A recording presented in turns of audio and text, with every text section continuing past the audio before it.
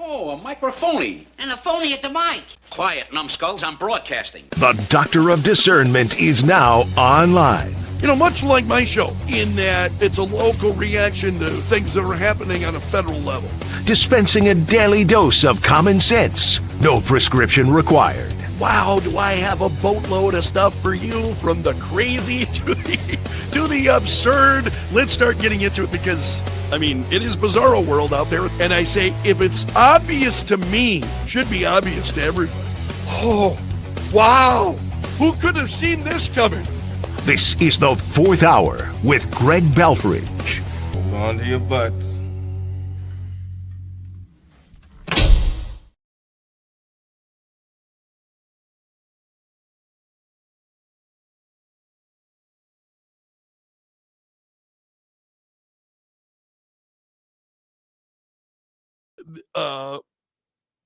My browser on Brave, which I had been using because I was trying to eliminate commercials from the sites I was visiting.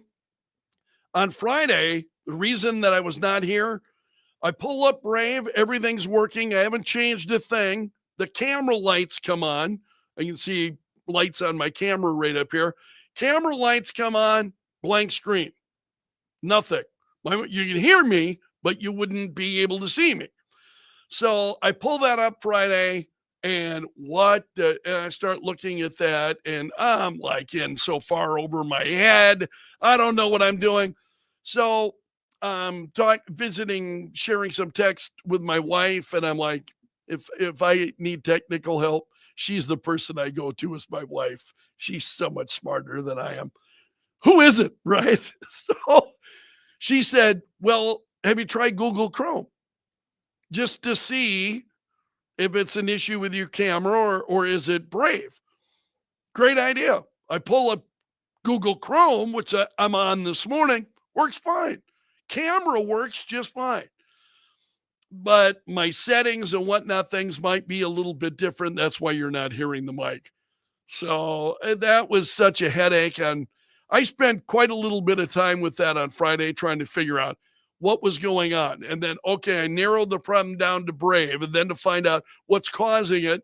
And I see I'm not the only one having it. A bunch of other people are saying, hey, my thing works on Google Chrome, works on Firefox, doesn't work on Brave. And I just thought, oh, man, it's just this stuff. I love doing this stuff. But when things go wrong, I am like so far over my head. And you're trying to troubleshoot it while you're literally trying to do the broadcast. And it's when that happens upstairs, it's the same thing. You know, you're trying to troubleshoot things as you're on the air. It's never good because it's just absolutely never good. Either you want to troubleshoot or you're on the air, one or the other. You can't do both. And so anyway, I apologize for that. So that was it is. Steve's saying all the checking and rechecking things. And I'm very, my cables, I unplug every day. I lay them, I've got them banded together. I lay them right on top of my computer each day. It's pretty easy. I come in, I plug those in, my stuff's, that means we're ready to go. But it was the browser issues. Why Brave just suddenly stops working? I mean, I had not changed anything. Why does it just suddenly stop working? I have no idea. And Friday, I thought, I'm sick of spending time on this. Is that bad? Think less of me? You probably should. I just thought had other work to do, and it's just like I'm spending an inordinate amount of time trying to figure out what's going on when I haven't changed any settings. I haven't done anything differently. It's not recognizing my camera. And so anyway, I thought, well, I'm going back to Chrome. Chrome works. So hence the silence at the beginning of the program. I am just shooting up all my time here. Okay, I want to bring you some of the news. These are things that have happened this morning President saying he's going to give Putin 10 to 12 days to end the war in Ukraine. He's reducing the deadline. Remember, he had said the 50-day deadline? Now he's saying Putin has 10 to 12 days to end what's going on in the Ukraine. He is meeting, he's been over in Scotland, and we talked about that on the air this morning, the big announcement with the European Commission in terms of a big deal and the investment that they're going to be doing in the United States. So the president said, I'm going to make a new deadline of 10 to 12 days from today. He said he was generous to give 50 days before he would levy secondary sanctions, but we just don't see any progress being made.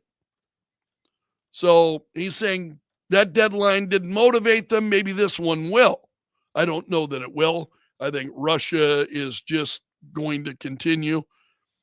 Trump said, I'm disappointed in President Putin, very disappointed at him. So we're going to have a look, and I'm going to reduce that 50 days to a lesser number because I think I already know the answer what's going to happen. I think we all do, unfortunately. I would like to say otherwise. I think the president's making an honest effort to end what's going on in Ukraine.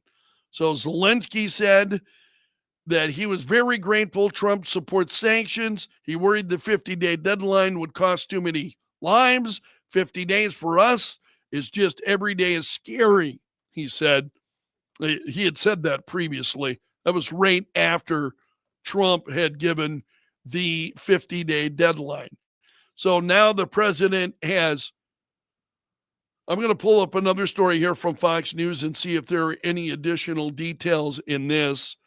I rather doubt there are because You're not an evil person just because you drew pictures. I'm going to close that.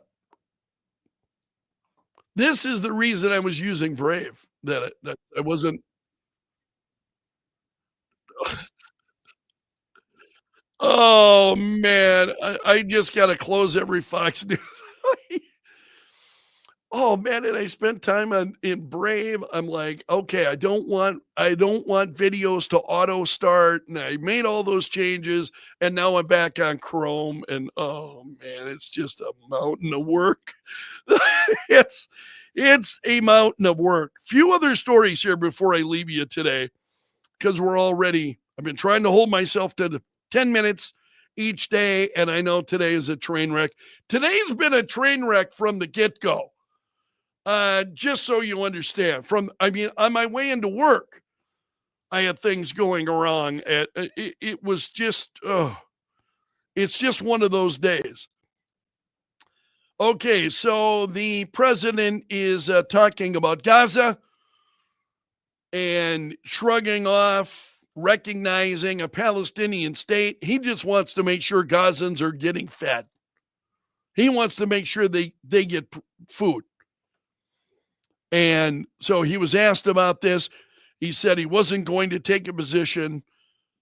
I don't mind him. He's talking about Keir Starmer taking a position, he said, but I'm looking for people getting fed right now. Yeah, absolutely. Let's make sure people get fed. Let's take care of them.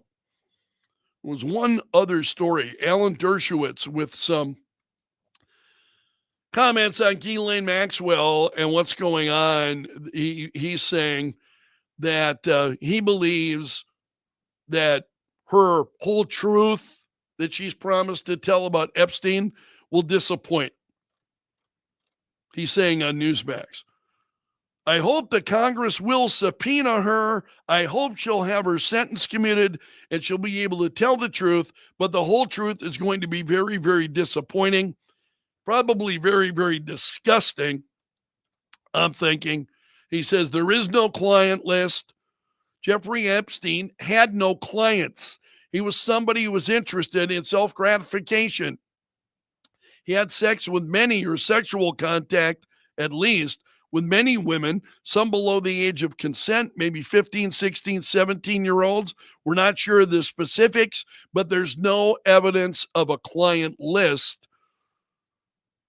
And Dershowitz said the key is to make sure you can separate truth from falsity and not just assume that everybody accused is guilty, or just because somebody was on Epstein's plane, that made them a co-conspirator.